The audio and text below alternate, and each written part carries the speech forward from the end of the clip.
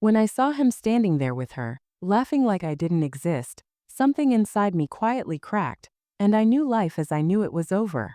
That sentence, that awful, heavy realization, played on repeat in my mind as I sat on the edge of our bed, the morning sunlight spilling through the blinds like it had no idea what had just happened.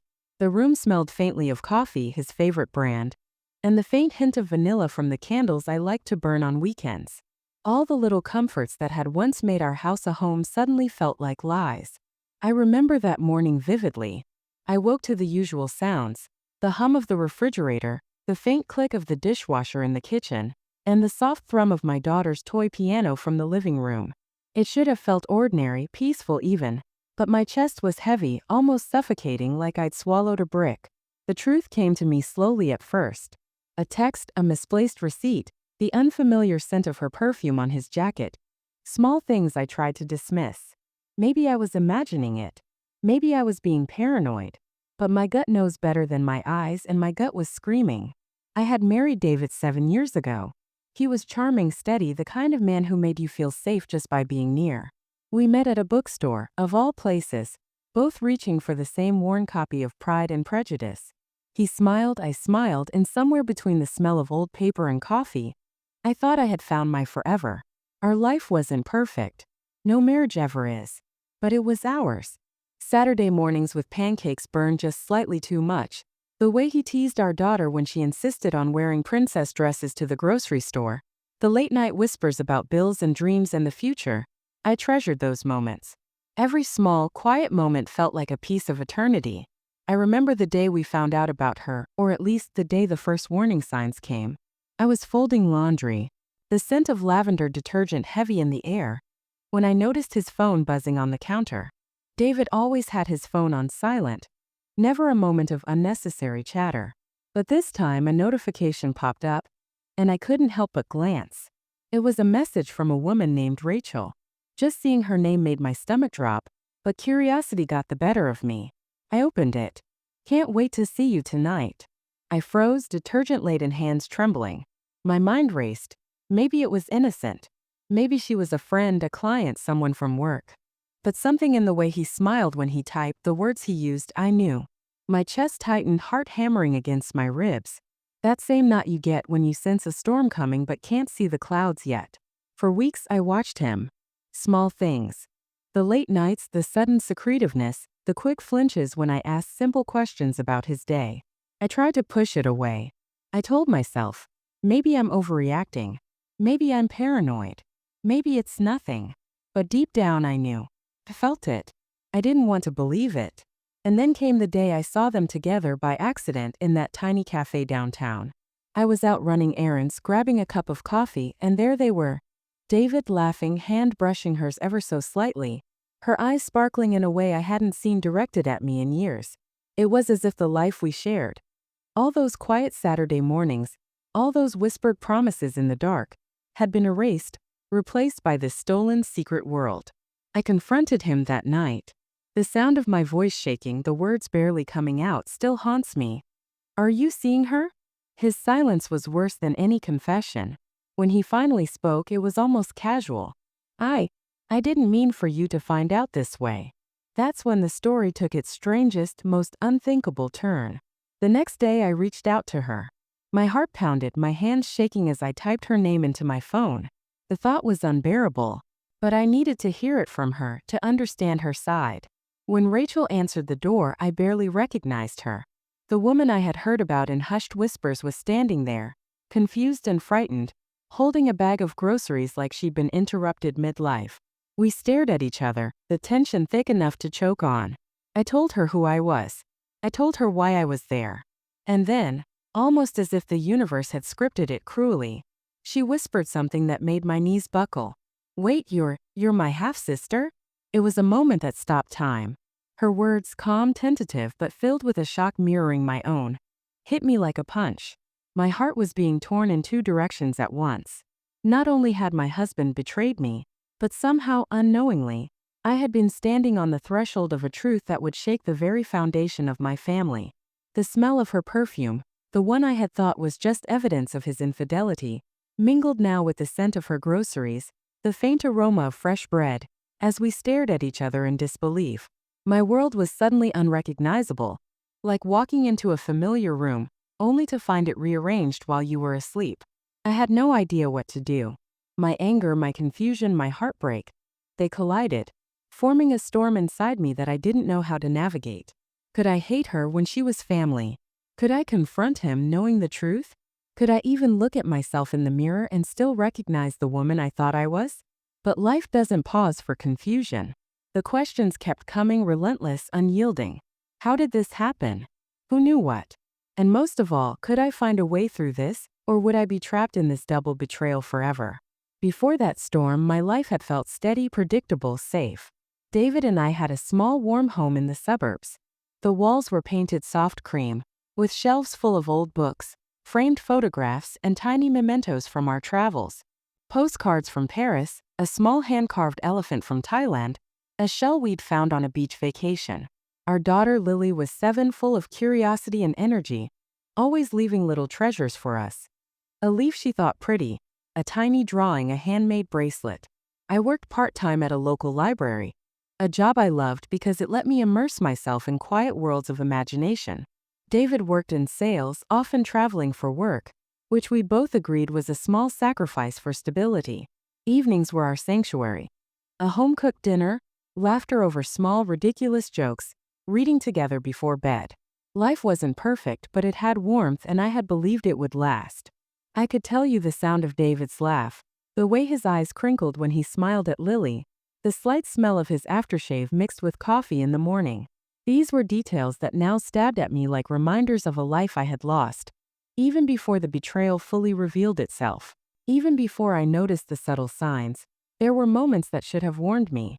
A missed phone call here, a text deleted too quickly there, the faint whiff of a perfume I didn't recognize on his jacket.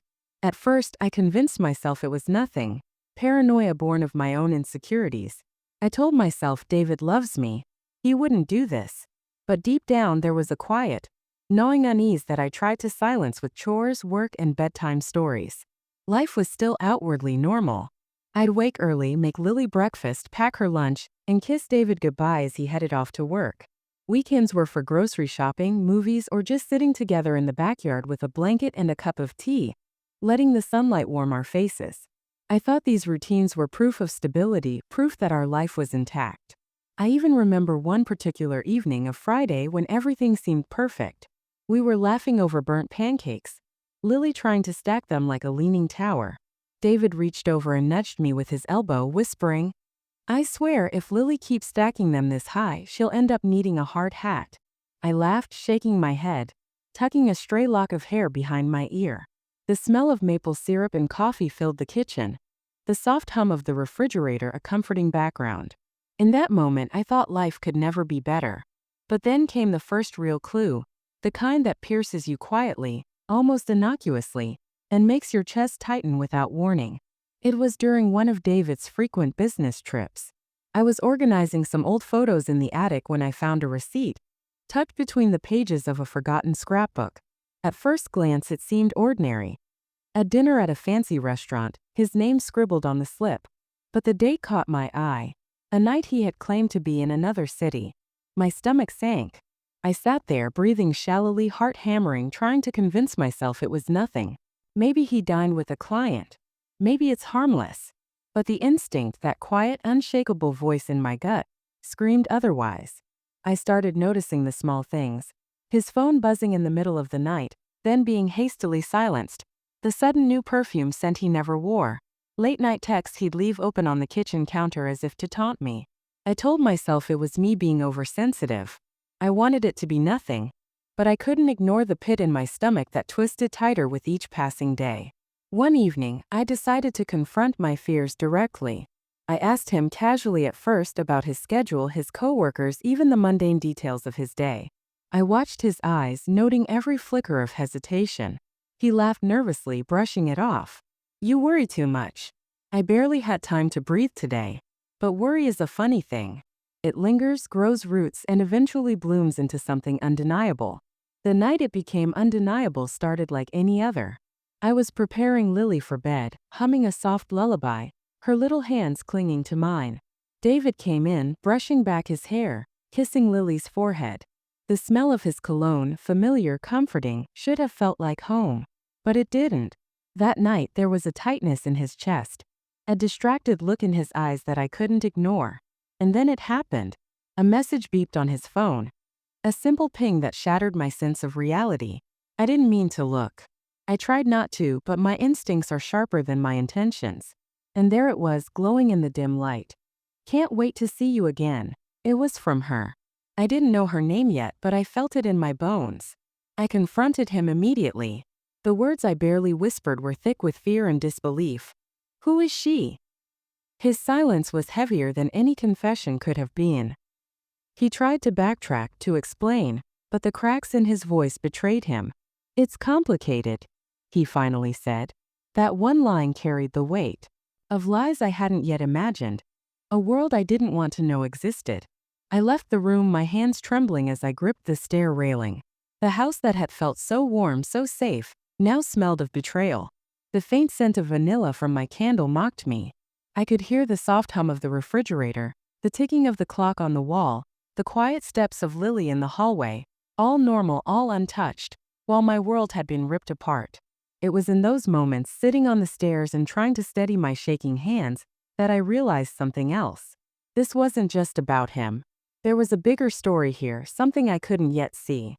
A week later, when I finally met her, Rachel, it was by pure chance. I had gathered the courage to reach out, to confront this woman whose presence had shattered the quiet rhythm of my home.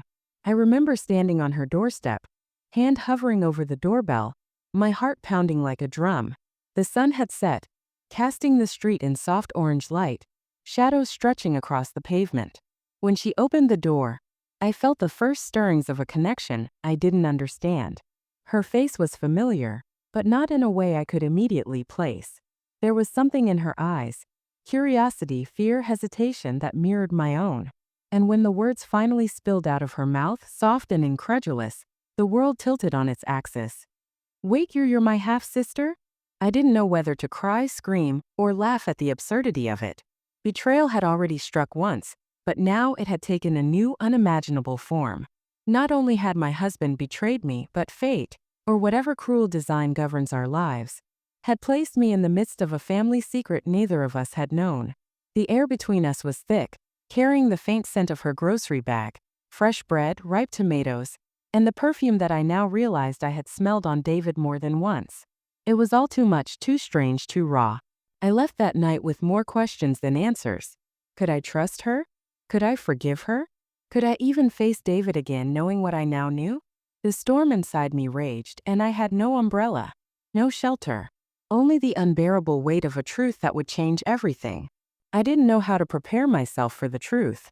I thought I had braced for everything when I saw them together in that cafe, but nothing could have readied me for the moment Rachel whispered, almost as if testing the words in her mouth. "We share the same father." The world tilted. My hands went cold, gripping the edge of the kitchen counter until my knuckles turned white. My thoughts scattered in a dozen directions at once. Half-sister? How could this be? I had always known my father had secrets, little things my mother never talked about. But to have one of those secrets emerge in the middle of this personal nightmare? It was almost too much to bear. I barely remember how I got to our living room. The smell of freshly baked bread from Rachel's groceries lingered faintly, clashing with the sharp sting of coffee David had left on the counter. I sat down heavily, pressing my face into my hands. My heartbeat was deafening. This is real. It was. My husband had betrayed me. The woman he'd been seeing, laughing with, touching, sharing secrets, was my sister. And I had been blind. I demanded the truth, my voice trembling more from disbelief than anger. "Tell me everything. Now." Rachel swallowed hard, her hands clenching the straps of her grocery bag. "I didn't know. I swear I never knew. My mom, she never told me. We only found out a few weeks ago. And when he told me he loved me, I didn't realize." The words fell into the air between us like stones. Each one landed with a sharp, cutting edge. I wanted to scream at her, at him, at the universe itself. But the anger was tangled with shock, confusion, grief. The betrayal was no longer a single thread. It had multiplied, wrapping around my heart in a suffocating knot. That night I couldn't sleep. I lay in bed staring at the ceiling, listening to the soft rhythmic breathing of David beside me. The sound that had once been a comfort now felt like a cruel mockery. I thought about our years together. Every small moment of joy tainted by the shadow of deception. I thought about Lily, our little girl who trusted her parents without question. How could I explain this to her? How could I reconcile the idea that the man she adored, the man I had trusted, had not only betrayed me but had unknowingly created this impossible situation? The next day, I confronted David properly. I didn't rush to accusations. I waited, letting the tension build, letting him feel the weight of my gaze. The kitchen smelled faintly of coffee and the vanilla candle I had lit for calm. I could hear the faint ticking of the clock on the wall. My heart hammered as I finally asked, "David, is it true? You've been seeing her?" His answer came slow, careful, as if each word needed to be measured against the damage it could do. "Yes. I didn't mean for it to happen. I didn't realize." His voice trailed off. Didn't realize? The words burned. They sounded weak, feeble. They sounded like excuses. I wanted to scream, to throw things, to shake him until he remembered who I was, what we had built. But instead I stood there, trembling, listening as the full scope of his betrayal poured out. The affair had started almost a year ago, a moment of weakness, a lapse in judgment. He hadn't planned it, hadn't thought through the consequences. And yet there it was, undeniable, irreparable. Then came the part that shattered the last pieces of my composure. When I asked how long he knew about our connection, our shared family secret, his face went pale. I didn't know," he whispered, voice breaking. "I swear I didn't know." I wanted to believe him. I tried. But the wound had already formed, deep and jagged. The betrayal cut twice. First, by the person I loved most in the world, and second, by the family I had never truly known existed. It was like being stabbed and then having the knife turned in a completely unexpected direction. Rachel and I eventually sat down together. The tension unbearable yet necessary. We both needed answers, both needed a sense of footing in this dizzying revelation. She was shaking, eyes wide, her fingers nervously twisting the hem of her sweater. I never knew," she said again. "If I had, I would have never." Never what? I wanted to ask. Never fall for him? Never touch his hand? Never smile at him the way I did? Each thought hit me like a thunderclap. I had to take a deep breath, reminding myself that she was as much a victim of circumstance as I was, though in very different ways. The weeks that followed were a blur of whispered phone calls, hurried meetings in parking lots, and conversations that ended in silence. I couldn't trust David, couldn't look at him without imagining her beside him. And yet, I couldn't completely hate her either. We were family whether I wanted it or not, whether the timing was cruel or not. I remember one night, sitting at the kitchen table long after David had gone to bed, staring at the receipt that had started it all. The smell of lavender from the detergent clung to my fingers as I traced the lines of numbers and letters. I thought about all the small signs I had ignored, all the quiet intuitions that had screamed for attention. And I wondered, could I have prevented this? Should I have seen it sooner? But the truth was simple, terrifying, and undeniable. My life had changed. My marriage had fractured. My family had been revealed to be something entirely different. And I was left holding pieces of a puzzle I hadn't wanted to solve. I couldn't breathe. Every time I thought about David, about Rachel, about what had happened, my chest felt like it was being crushed under the weight of impossible choices. But life doesn't pause for heartbreak, and I had to act. I had to figure out what to do next. Not out of revenge, not out of anger, though both tempted me, but out of survival. The first thing I did was lock myself away in our bedroom, closing the door to the world, closing the door to David, closing the door to the life I had once known. I needed clarity. I needed to untangle the mess in my head before making any decisions that could change the rest of my life. I started with small steps. I collected all the evidence I could find. The receipts, the messages, the dates he had lied about. I didn't know yet what I would do with it, but I needed proof. Not to punish him, but to understand the depth of what I was facing. Each message I read made my stomach churn, each text like a dagger.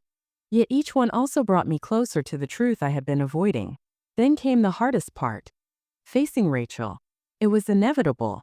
She wasn't just the other woman, she was my sister. And that complicated everything in ways I wasn't prepared for. We arranged to meet at a quiet park, away from prying eyes. The air was crisp, the smell of wet leaves clinging to the paths, and the sky a dull gray overcast, mirroring the heaviness in my heart. She arrived first, hands stuffed in her coat pockets, her expression cautious, nervous. I walked up slowly, my own hands trembling slightly. "We need to talk," I said. "I know," she replied.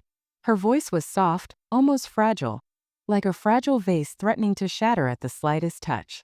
We sat on a bench, the chill in the air forcing us closer together. I wanted to lash out, to scream at her for unknowingly stepping into my life, for sharing the same father, for being the living reminder of my betrayal. But the words wouldn't come. Instead, I said the only thing that felt true. "I don't know if I can hate you or forgive you." Her eyes filled with tears. "I don't know either. I never wanted this." We talked for hours that day, unraveling layers of confusion, sharing our childhood stories, our memories, our fears. We were strangers who shared blood, and yet somehow we were not strangers at all. The realization hit me hard. Family doesn't always mean comfort, but it does mean responsibility. Responsibility to understand, to protect, to navigate the messy, painful truths together. I decided slowly, painfully, that I couldn't let David control my life anymore. I needed to set boundaries to reclaim my home, my heart, my sense of self. The next morning, I confronted him again, this time with a clarity I hadn't felt before. I laid out the evidence, calmly, meticulously, letting him see the depth of his betrayal without raising my voice. "I know everything, David. Every lie, every secret. And I need to know if you're capable of change or if us is over." He looked at me with a mixture of guilt, fear, and despair. I could see that he realized fully this time that his actions had consequences beyond his own life. But I also saw something else. The man I had loved was gone, replaced by someone I didn't recognize. I left him there with his guilt and his words. I didn't shout, I didn't slam doors, I simply walked out, feeling the cold autumn air on my face, feeling alive in a way I hadn't in weeks. I realized then that strength doesn't always roar. Sometimes it's a quiet step forward, a refusal to be broken by someone else's actions. Over the following weeks, I began to rebuild. I focused on Lily, on my work, on my own sense of self-worth. I reached out to Rachel, slowly, carefully, beginning a tentative friendship that was rooted not in shared betrayal, but in shared understanding. We were family, yes, but also two women navigating the aftermath of choices made without our knowledge. There were days I wanted to scream, to run, to erase everything. There were nights I lay awake, staring at the ceiling, imagining a life without David, without the lies. And there were moments, quiet and fleeting, where I could almost feel the old rhythm of my life, the smell of coffee in the morning, the sound of Lily's laughter, the warmth of the sun on my skin, reminding me that life, even after betrayal, can still hold beauty. I began to journal, pouring every fear, every thought, every tear onto the page. Writing became a lifeline, a way to process emotions too tangled to speak aloud. I read over old letters David had written, not to dwell on what was lost, but to understand what had been real and what had been illusion. Through it all, Rachel was there. Sometimes we sat in silence, letting the quiet stretch between us, and sometimes we argued, our tempers flaring as two women grappling with betrayal and family secrets. But slowly, the tension began to ease. Slowly, I began to understand that she was not my enemy. She never had been. And slowly, I began to see a path forward. Not just away from David, not just away from the betrayal, but toward a future where I could reclaim my life, my dignity, and perhaps even the bond with a sister I never knew I had. The truth has a way of leaking out, no matter how tightly you try to hold it in. I had hoped to contain the storm, to manage it quietly between myself, David, and Rachel. But secrets, like spilled water, always find a way to seep into every corner. It started at the school. Lily's teacher, Mrs. Caldwell, was warm and observant, always asking questions about her students' lives. I thought nothing of it when she called me one afternoon, her voice polite but curious. "I heard some news about your family," she said cautiously. I froze, unsure how much she knew. By the end of the day, whispers had started among neighbors, parents at the school, even distant relatives.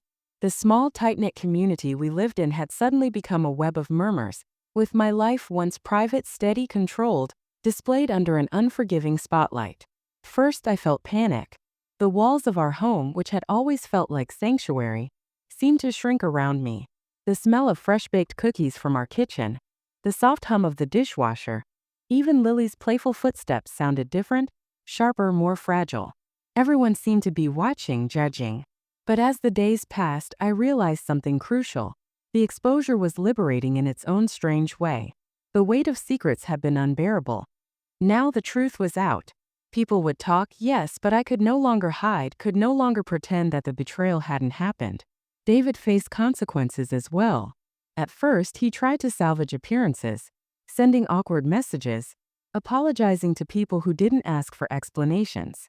But slowly, the reactions began to mirror reality. Friends and family distanced themselves. Colleagues gave him polite nods instead of genuine smiles. He had expected discretion. He got truth instead. And for the first time, I saw him stripped of the illusions of control he had always relied on. Rachel, too, felt the pressure, though differently. People whispered, some with sympathy, some with judgment. It was clear to me, and painfully so, that she had not anticipated being pulled into a public storm alongside me. But the difference was she didn't fight it. She faced the consequences with quiet dignity, owning her part in a situation that had been unplanned, unintentional, but unavoidable. We had to navigate family gatherings with care. My mother, the woman who had kept so many secrets, approached the situation with a mixture of guilt and sorrow. "I never meant for this to happen," she said quietly one afternoon, her voice shaking. "I wanted to protect both of you, but I see now I only caused pain." Her words didn't erase the past, but they were honest. And honesty, I began to understand, was what mattered most in this storm. Not perfection, not excuses, but the courage to face what had been hidden for so long. One evening, Rachel and I walked through the local park together, the leaves crunching under our feet. Children played in the distance, their laughter piercing the cool air. "Do you ever regret meeting me?" she asked softly, her voice barely audible over the wind. I shook my head. "No," I said. "It's complicated, yes. Painful, yes. But I don't regret knowing you. I just wish it hadn't been under these circumstances." We laughed quietly, the sound hollow at first, but growing warmer. There was a strange comfort in shared pain, in knowing that we were navigating something together, that neither of us was entirely alone. The public fallout continued, but I found ways to manage it. I set boundaries with family members, clarifying what I would and wouldn't discuss. I returned to the library, throwing myself into work with renewed focus.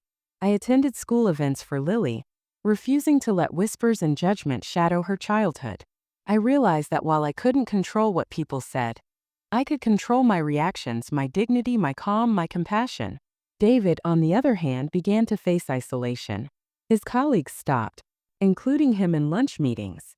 Friends who had once been loyal drifted away.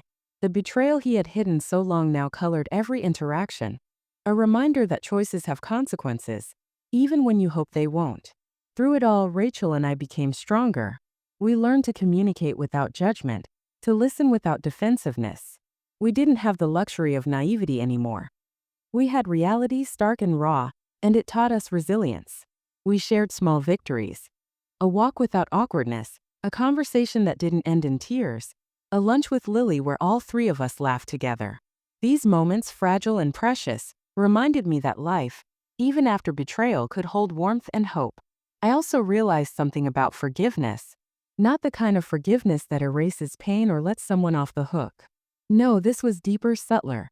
A recognition that people are flawed, that circumstances can twist lives in unexpected ways, and that holding on to rage only prolongs suffering. Forgiveness, I understood, was for me as much as it was for anyone else.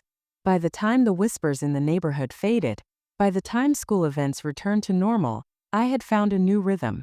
It was quieter, perhaps lonelier at times, but it was honest.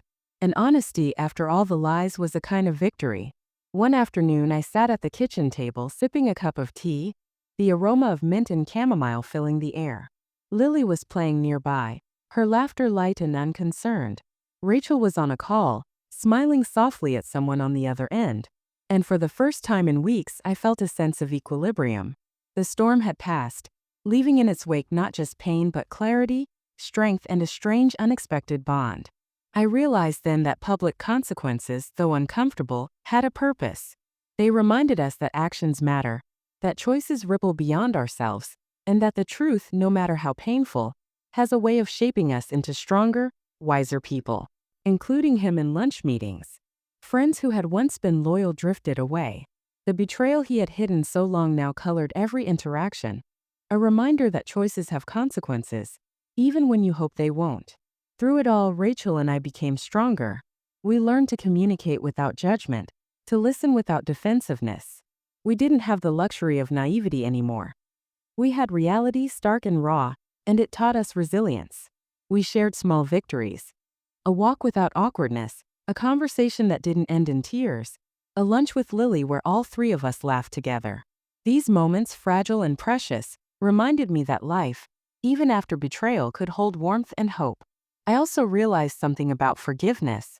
Not the kind of forgiveness that erases pain or lets someone off the hook. No, this was deeper, subtler. A recognition that people are flawed, that circumstances can twist lives in unexpected ways, and that holding on to rage only prolongs suffering. Forgiveness, I understood, was for me as much as it was for anyone else. By the time the whispers in the neighborhood faded, by the time school events returned to normal, I had found a new rhythm. It was quieter, perhaps lonelier at times, but it was honest. And honesty, after all the lies, was a kind of victory.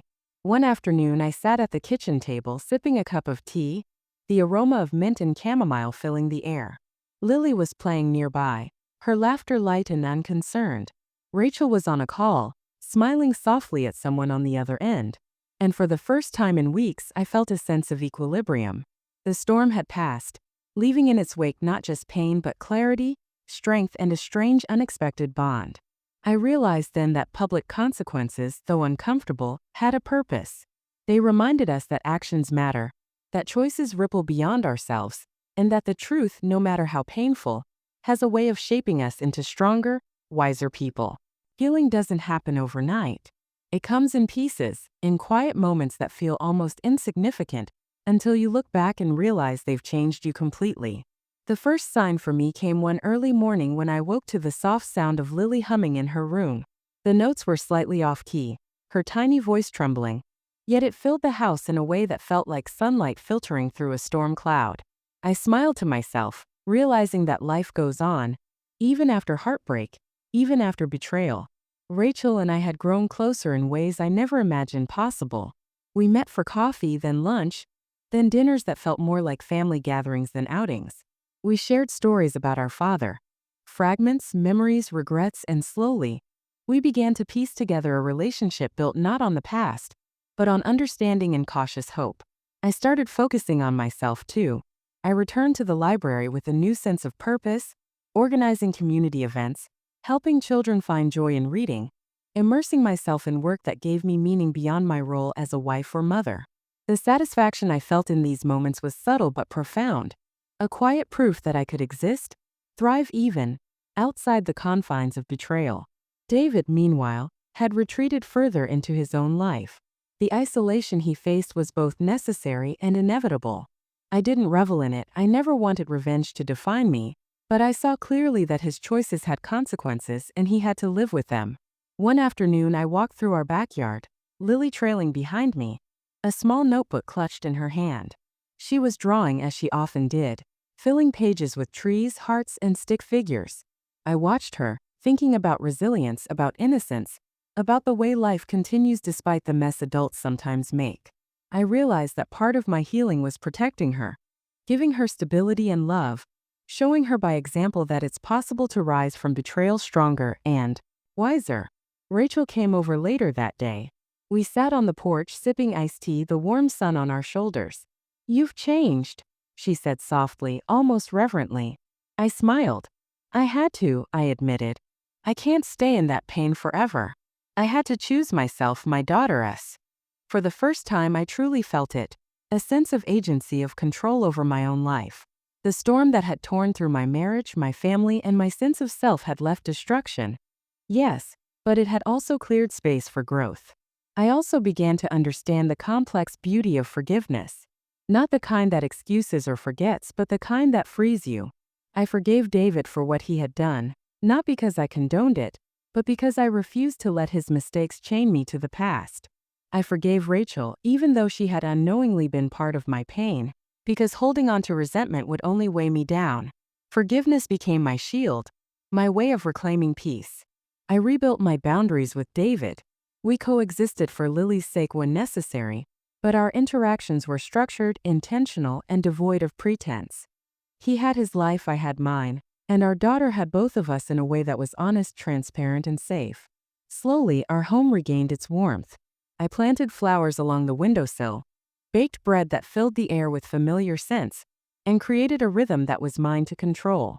The house no longer felt like a place of betrayal, but a space of resilience, a canvas for the next chapter of our lives. Even more unexpectedly, I found gratitude. Gratitude for my strength, for the bond one had forged with Rachel, for the clarity that came from facing the truth. The pain had been unbearable, yes, but it had also forced me to examine myself, my relationships, and the life I wanted moving forward. One evening, as I tucked Lily into bed, she hugged me tightly and whispered, "Mommy, you're my favorite person in the whole world." The sincerity in her voice made my chest ache, not with pain but with love and hope. I realized that despite all the betrayals, all the hidden secrets, all the heartbreak, life still offered moments of pure, untainted joy. Rachel called later, her voice warm. "Dinner tomorrow?" she asked. I laughed softly. "Of course," I replied, "but only if you promise to bring your terrible sense of humor." She laughed, the sound light and real. I knew finally that life could be rebuilt.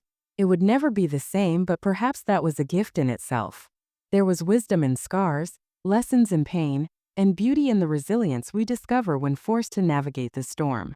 And as I lay in bed that night, breathing in the quiet of a home slowly healing, I felt a sense of peace I hadn't known in months. The past would always be a part of me, but it no longer defined me.